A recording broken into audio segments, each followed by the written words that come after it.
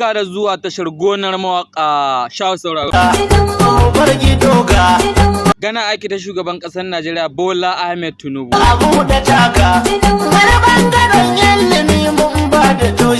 Duba da irin yanayin yadda yake bada gudunmawa wurin kawo cigaba.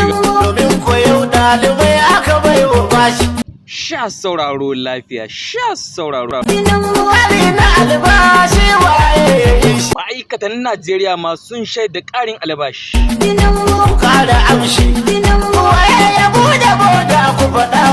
A kori yunwa baba Bola Tinubu shugaban gaba.